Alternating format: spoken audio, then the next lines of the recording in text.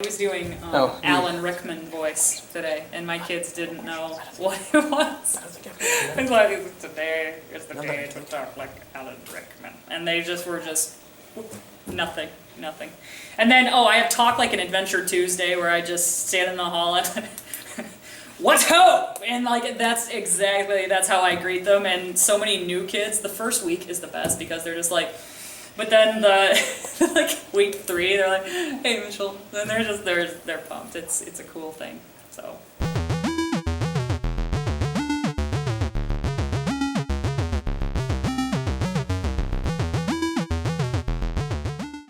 What's your favorite video game? Okay, my favorite video game is Modern Warfare 3, but I just got Skyrim, so I'm excited to try that out. So you wouldn't describe yourself as a gamer then? No. But you still enjoy the class? Yeah. Do you like any nerdy things? Like, yes. What? Like Harry Potter and the Big Bang Theory. Do you talk with her about those? I don't think she's necessarily a fan of Harry Potter. Oh. So that's difficult. What's your favorite video game? Probably Call of Duty. Call of Duty? Yeah. I don't play a lot of video games, but I like Black Ops. My name is Cari Scholtens. I teach geometry and 21st century skills here at Lakeview High School, and this is the nerdiest room in the world. This is the beginning of it. I have my Fallout.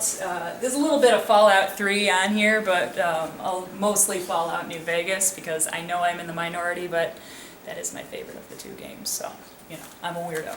If you come on in here, you've got the rest of my nerd kingdom. I've got some Star Wars posters here. I find a lot of the kids don't even notice all there is to notice until like several weeks in, so it's kind of crazy. I'm really into film also, so you'll see a lot of like movie posters around my room, and that's kind of fun to relate to the kids about because oftentimes if they're not into video games, they can be into movies or into books or other things like that. So I got that actually from a kid, this asteroids poster here. Just at the beginning of this year, she brought it for me because she knew I am a nerd video gamer, and so that's what she brought. I'm actually also into sports. I know that kind of seems odd, but so I'm a big Tigers and Lions fan, of course, being from Michigan. I'm liking me some Tigers and some Lions, so. My dad, I really like film a lot. I think that's kind of where my nerdity began.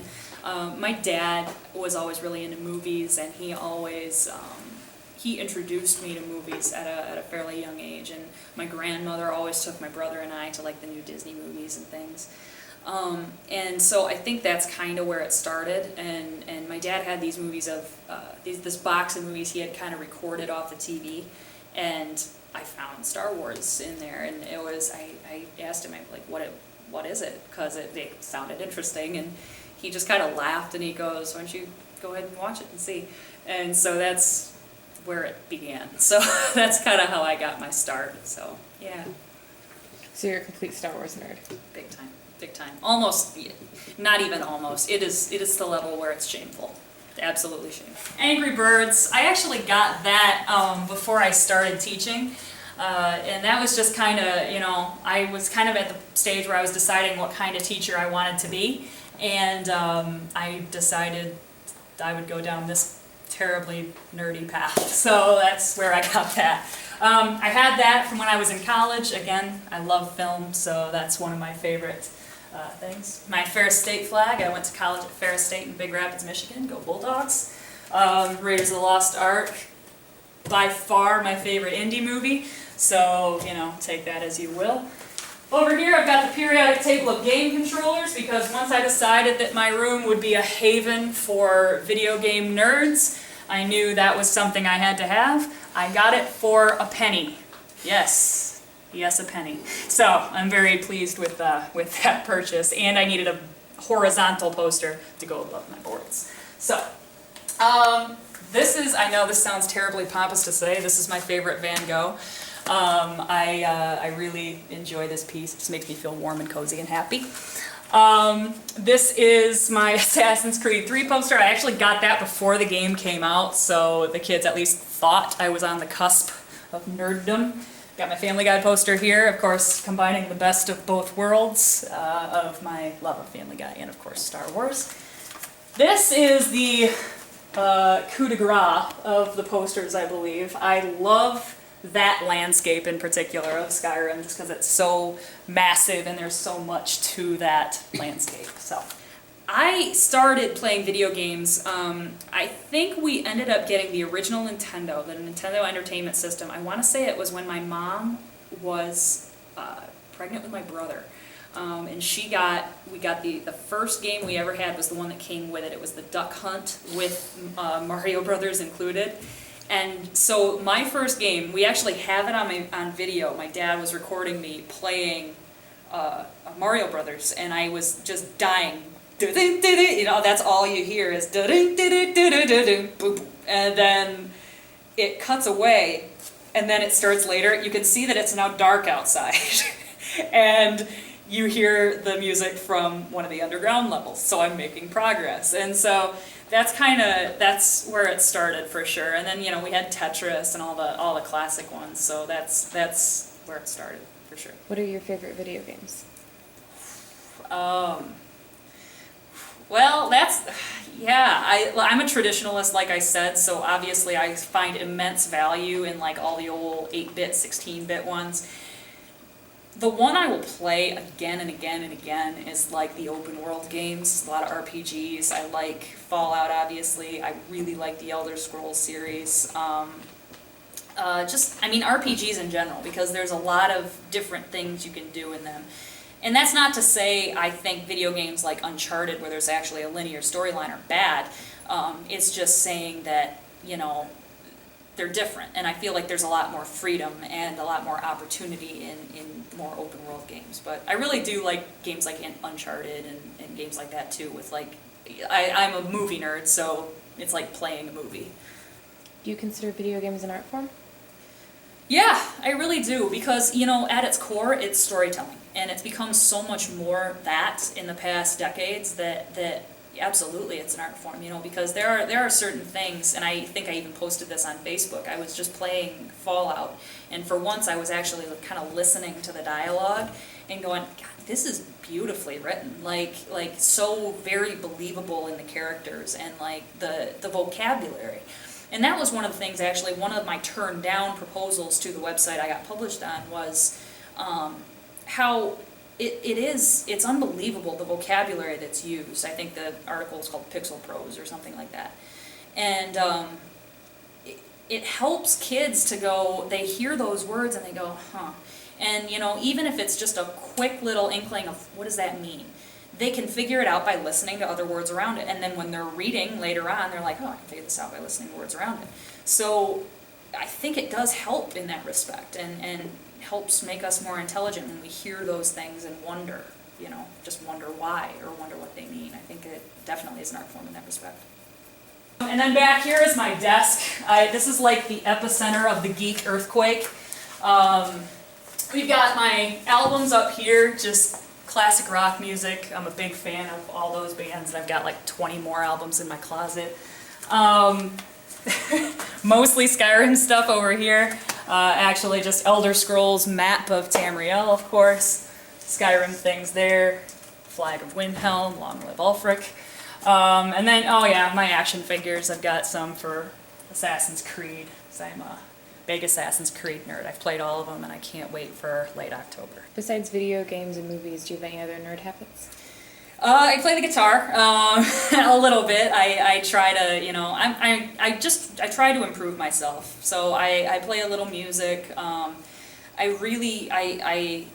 do like music. I have a love for music, and I do really like video game soundtracks. I know that's super nerdy, but I do really like soundtracks for games, especially today, because they've put so much more care and effort into like the soundtracks. They're just a lot more quality to them. They're hiring John Williams and Hans Zimmer to do video game tracks now. So I find that fascinating. I think the whole progression of what video games were and what they have become is fascinating to watch. So I know we tied it back to video games, but I guess film, video games. I really like writing, which is obviously how you guys found me.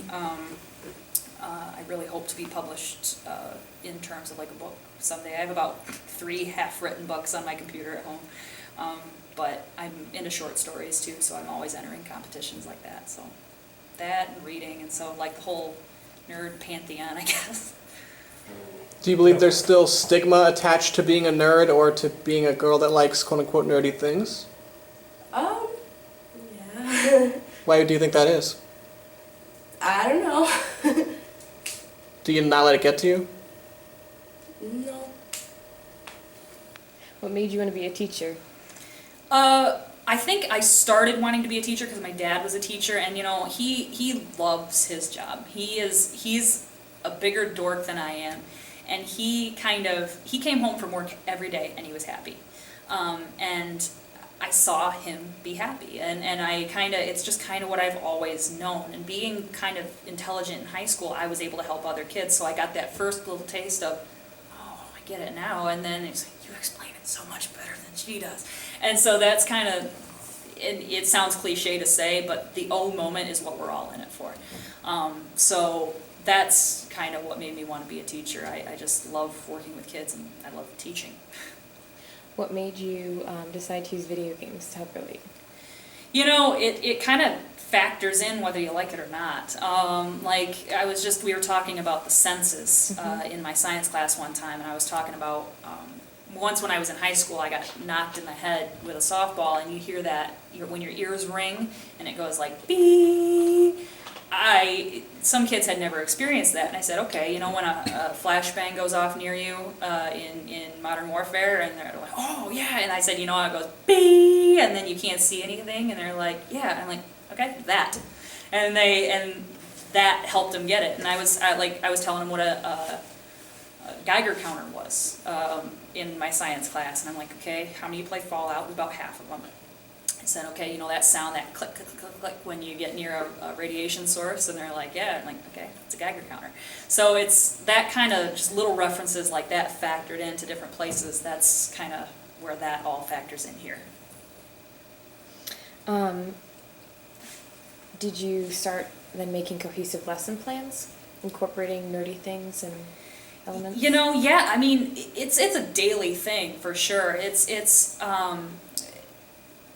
references to movies and to video games, you know, it gives us a chance to kind of deal with things that we don't deal with on a daily basis.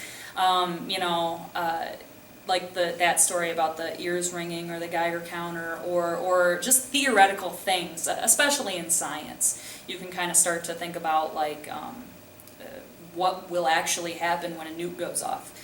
What does it mean to implode? You know, a lot of kids don't really understand what that is. So kind of explaining it to them in terms of something they've done or they've seen in a video game, that can definitely help. And you know, I find that just being confident about something is so much, because there's this, people have even started to call it the math phobia, because with math, they don't get it because they think, I've heard kids that say, well, my family's not good at math, and that means that neither will I because it's genetic. And I'm like, okay, literally no genetics tied to being good or bad at math. And so getting them to be confident about that is the trick. And so getting them to be confident about something becomes the trick. And being video games, why not? I like video games, they like video games, so that's the beginning. Do you like her as a teacher? Yeah, I love her. What's your favorite thing she's taught you? Probably last year we made volcanoes, and she made this really sweet video. It was really funny. Does her nerdiness affect your teaching? No, it makes it better. It always like I'm a visual learner, it helps a lot. My data that I had to turn in showed, I want to say 100% of my 8th graders increased their test scores to the margins that the state requires, all of them. And then I wanted to say, of my other 120-ish students in math, I want to say it was like 98% of them increased to the standards of the state. So we did pretty well. So yeah. How many of your students would you estimate play video games? Wow. I would wager that at about probably like 70%, in some way, shape, or form, whether it's Angry Birds or, Wii or Xbox 360 or whatever, they're into it. And even when they're not, I think gaming has become such a culture that, like, kids know what Modern Warfare is, and kids know what Uncharted is, and they know what Assassin's Creed is. So they will understand the references, even if they don't, like, really know them. And the kids that don't understand them, I tie it into film, or I tie it into writing, or something else of that nature. What do you like most about the room? It makes me feel like I'm at home, and that makes it easier to work. I mean, like specifically what, like posters or The, art? the posters, The posters? yes. Do you think she teaches you well? Yes. I learned more last year than I had in a couple years prior. Do you talk to her about video games? Occasionally. Depends on the amount of work. Once we're done, we can talk to her about video games if we want to. Why did you decide to write about that topic in particular for The Escapist? Well, I think so often in my profession, people think, and especially our legislators and our governor think, that this curriculum is the end-all, be-all, and this will fix everything. And changing up what we teach or how we teach it this is going to work. But it's really not. It's not that way. And it's all about relating to kids and enjoying kids and making yourself open to them and sharing with them what you love and what you enjoy. And that's what people don't get. And it was frustrating that when people don't understand that, and you do, so I kind of wanted to try to help people understand that. And from a young person's standpoint, I hoped to kind of reel in the younger people who are thinking about teaching or students, and then to kind of rope in the older crowd too by saying, I'm a teacher, I'm a trained professional, and this is the way I feel, and it's working. So I think that's I wanted to prove that it can work when you don't necessarily think that the curriculum is the end-all, be-all. It's really just loving kids. So. Do you enjoy her as a teacher? Yes, she's taught me a lot. What's your favorite thing she's taught you? I don't have a favorite. I just remember her lessons always being entertaining. She adds a lot of nerdy things to her lessons? Yes. You mentioned using reverse references, such as explaining a Geiger counter to your students using Fallout, instead of them having the experience of playing Fallout and knowing they're hearing a Geiger counter. Mm-hmm. As a traditionalist, how do you reconcile having to teach your students in this way? I see it as apples and oranges. A certain part of me is a traditionalist. If you looked around my room, you'll notice I have my desk in rows. That's kind of frowned upon to a certain extent. So many newfound studies say, they should be in groups, they should be in pairs, they should be in groups of 4, they should be in groups of 6, they shouldn't all face the board. And to some extent, that's what I disagree with. There are certain times and places for traditionalism, and that's one of them. I think that they learn best when they're facing you, and they don't have to crank their neck around to see what you're doing. I think that's where I'm a traditionalist. Where I'm a non-traditionalist is in the fact that I explain certain things in terms that they understand. And I don't think that should have to be called being non-traditional just because I talk to them in their language. It's frowned upon by a lot of people what I do just because I do explain things to them through games and through film and with Harry Potter and mixing this and doing all that. But that's just speaking to them in their language. So many kids hate math and hate science because they're either afraid of it or they just don't understand it, so they've given up. And if I can pull them back, that's I think the best gift I can give them is getting them interested again. And sometimes doing that means referencing things that they understand. So you're not offended that that's the way they think, that they think backwards? By they, do you mean the Students. The students? No, of course not. Of course not. In terms of the students, they think that what I do is important and is valuable. Because I let them in on all this. I tell them, you know, you guys, this is not really common. What I'm telling you right now is not what they tell me I should be telling you, but I think you understand it better. And oftentimes I'll have kids come to me after and say, you know, I did understand that better. And I had a kid just the other day say, Ms. Scholtens, this is really the only class I look forward to coming to. And I said, why? Because it's math. You know, I mean, traditionally speaking, kids hate math. And you know, if they enjoy coming to this room and they maybe enjoy me, they'll eventually enjoy geometry because it kind of all goes hand in hand. So it's important in that way to make your class a comfortable place to be and to speak to them on their level and in their language. What about having a gamer teacher helps, even though you aren't a gamer yourself? It just makes her a lot more fun and unique. BD girl. It's always driving me crazy. I'm sorry. Thank you so much for sitting and interviewing with us today. You're very welcome. You're very welcome. I really enjoyed it.